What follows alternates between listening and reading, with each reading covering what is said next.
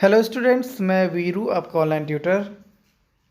दोस्तों, एक बार फिर से वीरू द पॉलिटी ट्रैक पे आ चुका हूँ एक मज़ेदार टॉपिक के साथ।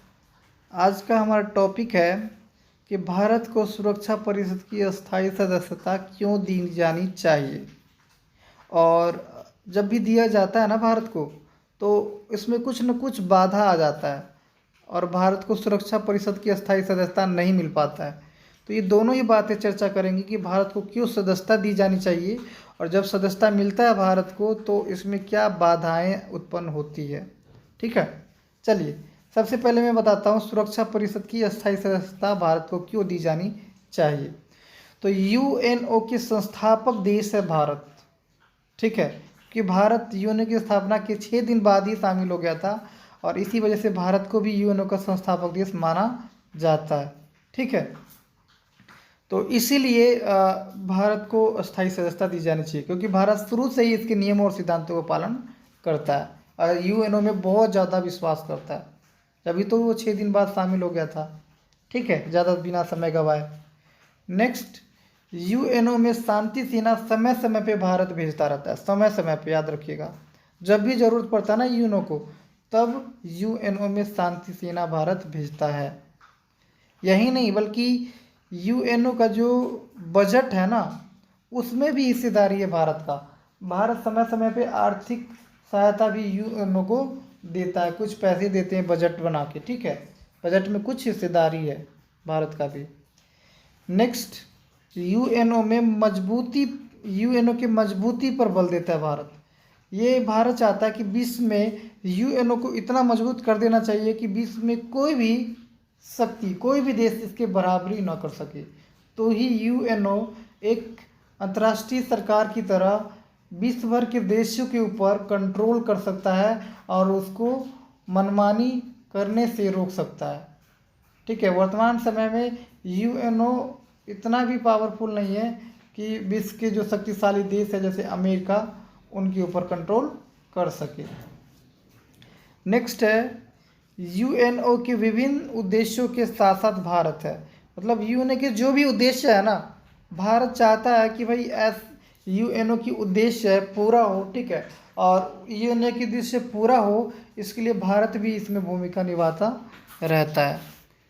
नेक्स्ट है कि विश्व की सबसे बड़ी जो लोकतांत्रिक देश है ना, वो है भारत, और इसी वजह से लोकतांत्रिक देश होने की वजह से भारत को सदस्यता मिलनी चाहिए क्योंकि लोकतंत्र विश्व भर के लिए बहुत ज़्यादा अनिवार्य है और भारत अगर इसमें सदस्यता हासिल करता है तो विश्व भर में लोकतांत्रिकरण करने पर बल देगा। ठीक है, क्योंकि आज भी कई सारे देश ऐसे हैं जहाँ पे अभी भी मोनार्की सिस्टम चल रहा है, यानी कि राजशाही चल रहा है, कहीं पे सैनिक शासन तो कहीं पे तानाशाही शासन चल रहा है। नेक्स्ट, विश्व की दूसरी जनसंख्या है भारत, विश्व की दूसरी जनसंख्या। ठीक है, इस वजह से भी मिलना चाहिए। तीसरा, मतलब अगला जो पॉइंट है वो है कि भारत विश्व की 7वें नंबर भूभाग वाला देश है। ठीक है, 7वें नंबर भूभाग वाला देश है, इसलिए भी मिलना चाहिए। फिर भारत बहुत तेज़ी से विकास करने वाले जो अर्थव्यवस्था है ना, उसमें काउंट होता है क्योंकि विश्व के तेज़ी से विकास करने वाले देश कौन कौन से हैं, तो वो है चीन, भारत, ब्राज़ील, इसी तरह की कई सारे देश हैं जिनकी अर्थव्यवस्था बहुत तेज़ी से विकास कर रहा है। नेक्स्ट है, विश्व में भारत का बढ़ता प्रभाव। विश्व भर में वर्तमान समय में भारत का जो एक प्रभाव है वो बहुत तेज़ी से बढ़ रहा है, इसलिए भी इसको सदस्यता मिलना चाहिए। नेक्स्ट, भारतीय विदेश नीति के आधार पर भी इसको सदस्यता मिलना चाहिए क्योंकि भारतीय विदेश नीति में कहीं पे भी आप नहीं देख सकते हैं कि भारत किसी के ऊपर आक्रमण करना चाहता है या किसी क्षेत्र को छीनना चाहता है। ठीक है, तो भारतीय विदेश नीति शांतिपूर्ण सह अस्तित्व वाली विदेश नीति है जो विश्व में शांति स्थापना पर बल देता है। तो इन सब वजह से भारत को मिलना चाहिए सुरक्षा परिषद की परमानेंट मेंबरशिप। लेकिन जब भी भारत को परमानेंट सदस्यता देने की बात उठता है ना, तो कुछ बातें आ जाती है सामने, कुछ बाधाएं आ जाती है।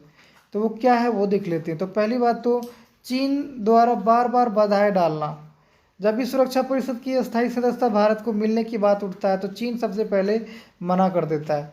जैसे पिछली बार की बात करें मोदी के शासन के समय में 2014 के आसपास, तो उस समय क्या हुआ था कि सुरक्षा परिषद के 5 स्थायी सदस्य हैं, उसमें से 4 सदस्यों ने हाँ कर दिया था कि भारत को सदस्यता मिलना चाहिए, लेकिन जो 5वां देश था चीन, उसने मना कर दिया, जिसकी वजह से भारत को सुरक्षा परिषद का स्थायी सदस्यता नहीं मिल पाया। नेक्स्ट, भारत जैसे कई देश भी इसकी सदस्यता की मांग कर रहे हैं। अगर भारत को अगर ये सदस्यता मिलता है तो भारत के साथ साथ और भी देशों को देना पड़ जाएगा, ऐसा कहना है सुरक्षा परिषद के स्थायी सदस्य को। क्योंकि अभी वर्तमान समय में भारत के साथ साथ पाकिस्तान हो गया, जापान हो गया, ब्राज़ील हो गए, अफ्रीका हो गया, ये सब के दक्षिणी अफ्रीका हो गया, ये सब के सब मांग कर रहे हैं इनको। ठीक है। नेक्स्ट चीज़ कि सुरक्षा परिषद के जो स्थायी सदस्य हैं ना 5, वह ही नहीं चाहते हैं कि उनकी संख्या बढ़े, 5 से 6 7 हो। ये सुरक्षा परिषद के स्थायी सदस्यता बिल्कुल भी ही नहीं चाहते हैं। ठीक है। तो इसीलिए ये सुरक्षा परिषद की स्थायी सदस्यता भारत को नहीं मिल पा रही है। तो आई होप ये वीडियो आपको समझ में आया होगा। और चलिए थोड़ा सा और आगे कवर कर लेते हैं। इसके अंदर क्वेश्चन है कि अगला, सुरक्षा परिषद में क्या बदलाव और क्या सुधार किया जाना चाहिए। ठीक है। सुरक्षा परिषद में यहाँ पे सुधार की पूछा जा रहा है।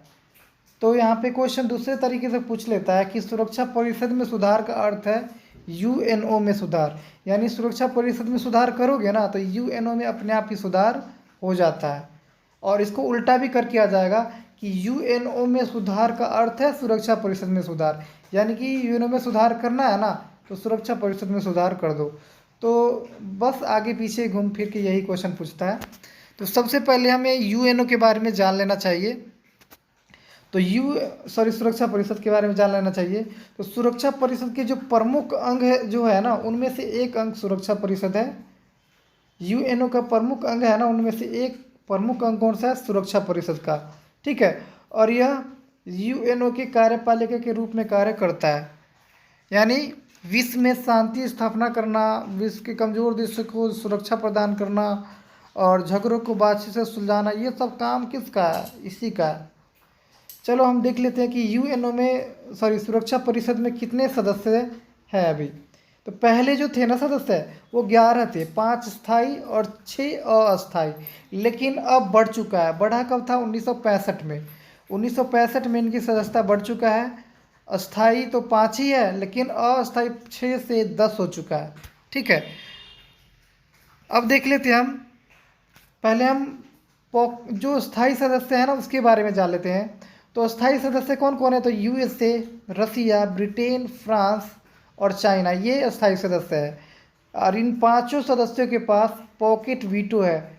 ठीक है, जो बहुत पावरफुल अधिकार होता है। नेक्स्ट, अस्थायी के बारे में जान लेते हैं। तो सुरक्षा परिषद के अस्थायी सदस्य किनके द्वारा चुन के आता है? महासभा के द्वारा, जिसे आप साधारण सभा, आम सभा कुछ भी कह सकते हो। और ये महासभा ये 10 अस्थायी सदस्यों को 2/3 बहुमत से चुनता है 2 साल के लिए। ठीक है।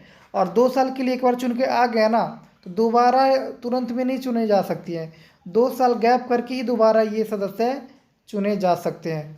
ठीक है। जैसे भारत की बात करें तो 2020 में सुरक्षा परिषद की अस्थायी सदस्यता प्राप्त किया है।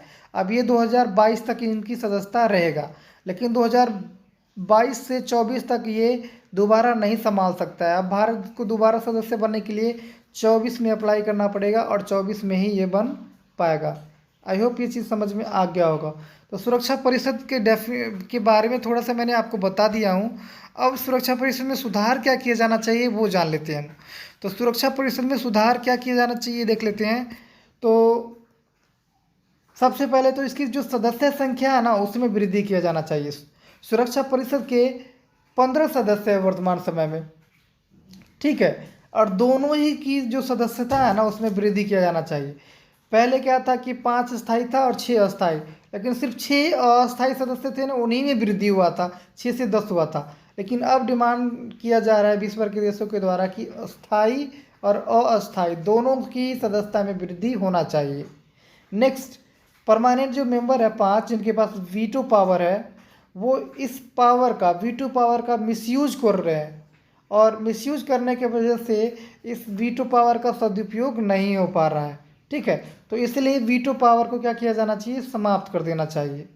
और नेक्स्ट, सुरक्षा परिषद का काम है, महत्वपूर्ण काम, कि विश्व में सुरक्षा बनाए रखना, शांति बनाए रखना, और इस मामले में वो कहीं ना कहीं चूक जाता है। कमज़ोर देशों को सुरक्षा नहीं हो पा रहा है और विश्व में शांति स्थापना करने में कहीं ना कहीं ये चूक जा रहा है। तो इसीलिए इन दोनों ही मामलों में सुरक्षा परिषद को और प्रभावशाली ढंग से कार्य करना चाहिए। नेक्स्ट है कि निर्णय जो होते हैं ना यूएनओ के अंदर, वो महासभा के अंदर होना चाहिए। 2/3 बहुमत के आधार पर निर्णय लेना चाहिए। ये जो मना कर देते हैं ना पॉकेट वीटो वाले, इससे कोई भी निर्णय नहीं हो पाता है और प्रस्ताव रद्द हो जाता है। तो इसीलिए जो भी महत्वपूर्ण निर्णय होता है वो महासभा के 2/3 बहुमत के आधार पर निर्णय लिया जाना चाहिए। अब दोस्तों ये चीज़ें समझ में आ गई, तो अब आपको ये भी समझ में आना चाहिए कि इसमें बाधाएं क्या उत्पन्न होती है। ठीक है, तो बाधाएं क्या उत्पन्न होती है इसको हम नेक्स्ट पार्ट में सही से कवर करेंगे हम। ठीक है, चलिए आज के लिए इनफ है। थैंक यू सो मच समय देने के लिए। पार्ट आप इसका 4 देख लीजिएगा, बहुत बढ़िया उसका भी वीडियो मैं बनाने जा रहा हूँ। Thank you so